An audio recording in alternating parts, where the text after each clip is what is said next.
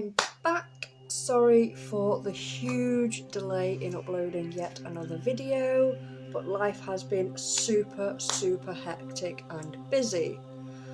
However, this video ties in quite nicely with being busy because it's all about grounding yourself, which is super important when you're doing any form of magical workings.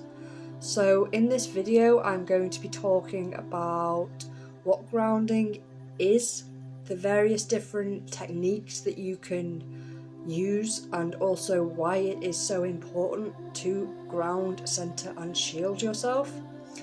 Thank you as well to all my new subscribers and everyone who has left such lovely comments on my videos. It truly means a lot.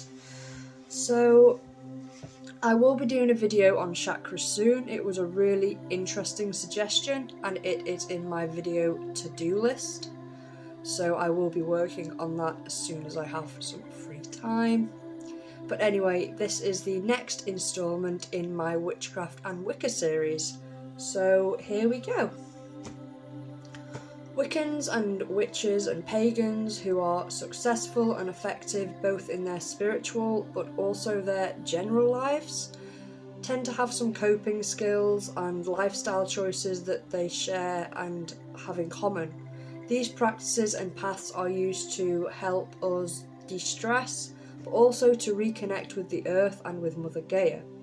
So basically, grounding power or earthing power simply means to connect your own personal energy with that of the earth. So in times of stress or anxiety, grounding is a very good way to release excess energy from yourself. So at times when you need energy, grounding enables you to draw it up from the earth, offering another form of power that can flow through you without you having to exhaust your own resources whilst you do your magical workings. On top of this, it is also a great way to connect with the earth that we live in, and there are loads of different grounding techniques that we can use, so there will be one that is right for everybody. So my personal favourite grounding technique is to stand barefoot in a local river or stream and simply focus on the feeling of the water as it runs over my feet, as well as concentrating on what sounds I can hear. So like the water that's running, birds in the trees, maybe dogs barking in the distance. And then after I've done that, I will focus on what I can smell. So focusing on your senses is a great way to ground yourself and help keep yourself in reality. And if you can do it whilst you are surrounded by nature, then to be honest, that's even better.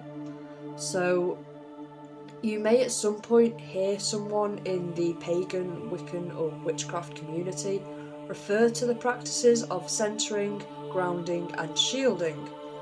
So in many traditions it's critical that you learn to do these before you begin working magic, although in others it isn't as essential. So centering is essentially the foundation of energy work and subsequently magic itself. Grounding is a way of eliminating excess energy that you may have stored up during a ritual or working magic, whereas shielding is a way to protect yourself from psychic, mental or magical attack, such as hexes, curses. Empaths like me use it as well.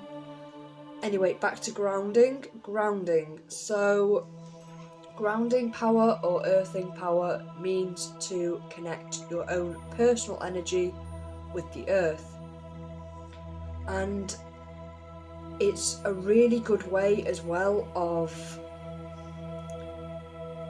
basically, it's almost like a form of meditation, except that when you need energy, grounding enables you to draw it up from the earth. So you're essentially swapping your energy with that of the earth, which I think is just a beautiful thing. There are loads and loads of different ways to ground yourself. One way is to sit in a comfortable position and flatten the palms of your hands on the ground or the floor, or even lie down, placing your whole body flat on the ground. Once you've done that, you should take 3 deep breaths and then visualise in your mind the energy that is flowing through your hands or your body or wherever it touches the earth, and then flowing through you into the earth. Whereas if you need energy, you should visualize the energy flowing up from the earth and into your body. And it's really important actually that you maintain the visualization until you begin to feel the desired result to its fullest. An alternative method is to sit or stand upright and imagine the excess energy flowing down your spine and down deep into the centre of the earth. Some people picture themselves as a tree with roots sinking into the earth, and that works for quite a lot of people. If you need energy, imagine the energy flowing up from the earth and travelling up your spine into your body and basically mixing with your own energies. If you have excess energy that you need to get rid of, some people prefer to visualise themselves holding a ball of energy and then literally throw it. However, I would recommend that you do this in open surroundings. A river works well, or woods. The river will carry the energy away and it will disperse in the woods. If you throw an energy ball in close surroundings, then more likely than not it will simply reabsorb into you later on, which kind of defeats the whole purpose. Some quick fixes for grounding. So if you were on a bus or something like that, then you can carry a stone or a little crystal in your pocket, and when you're feeling over-energized, you simply hold the stone and imagine your excess energy being held in the stone. One that was suggested to me, which I really like, is angry dirt. Make a pot of angry dirt, which is just soil that you keep outside your door. When you need to shed your excess energy, you simply plunge your hands into the dirt and then transfer the energy into that soil. But like I say, there are loads and loads of different ways that you can do grounding and shielding and centering techniques. So you can alter them so they work for you. If you feel overwhelmed, then it is worth giving them a try. Grounding is important so that when we do spells and rituals, we are calm and there is no chaotic energy that is being transferred into our spells, which is very, very useful. As if you do a spell and it doesn't have the desired intent, it may be because you weren't necessarily as grounded as you could have been. Centering, right, centering does link into grounding, because after you have grounded your excess energy, you may want to center what you have left. Your physical centre is your centre of gravity, your place of balance, and it is where your weight is equally distributed. It is usually somewhere between the breastbone and the navel, although for women it may be slightly lower. You also have an energy centre, which is the source of all of your personal energy. It's probably in the same area as your physical centre. If you don't know where your centre is, then you could try picturing something that you truly love. So your dog or your cat, your son, a type of food, a piece of music.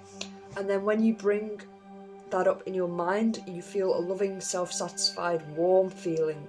If you try and pinpoint exactly where that source of that feeling is in your body, then that is your centre.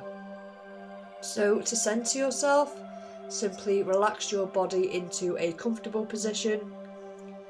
Even the same positions that you've used for grounding will work. And then you rest your mental, emotional and physical awareness at that spot in your body. So with practice, grounding and centering will become like second nature to you. You could do them on the bus, on the train, while walking. And basically that just means that practice is key. So when should you ground yourself? Grounding can be done anytime that you feel overwhelmed or off kilter, and it generally is good practice to ground, centre and shield yourself before you do things like tarot readings, crystal balls and other forms of divination. Before rituals and Sabbath celebrations as well is also very useful, as it helps to keep your energies aligned to both yourself and also that of the earth.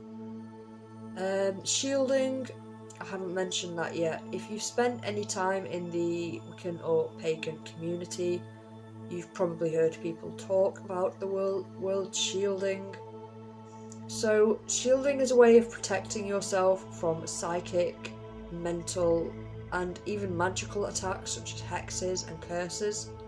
It's basically a way of creating an energy barrier all around yourself so that other people cannot get through it. So when you ground and center, you can use the same energy that you have in excess or are harnessing, and you can use it as a shield around you to help you to keep in tune with your energies and also to form a magical shield. So when you're forming your energy shield, it's a good idea to visualize the surface of it as being reflective, like sunglasses. This not only protects you from negative influences and energy, but you can also repel and reflect them back to the original sender. So I'm an empath, which means I pick up people's emotions very, very easily. And grounding, centering and shields can actually help protect me from feeling and absorbing other people's energies. So yeah, it is super important that you practice these techniques, as they will help you to further progress in your path, but also understand how important energy is and how important it is that the energy that you harness and that you absorb or that you give away in excess, how that can help make your practices better. So yeah, that was just a really, really quick video on grounding, just because mainly I just wanted to get a video out there to remind you all that I am still here, I am still doing my videos, and I do apologise for the delay, but hopefully I will be able to get the next video up in probably this month, so that's super awesome. So I will be working on the chakras video. I also have a video planned on the solstice, and if you want to see any videos or have any suggestions of topics you would like me to cover that I haven't already done so, then just leave a comment down below, subscribe if you haven't already, and yes, that's it. I will see you all in the next video. Bye!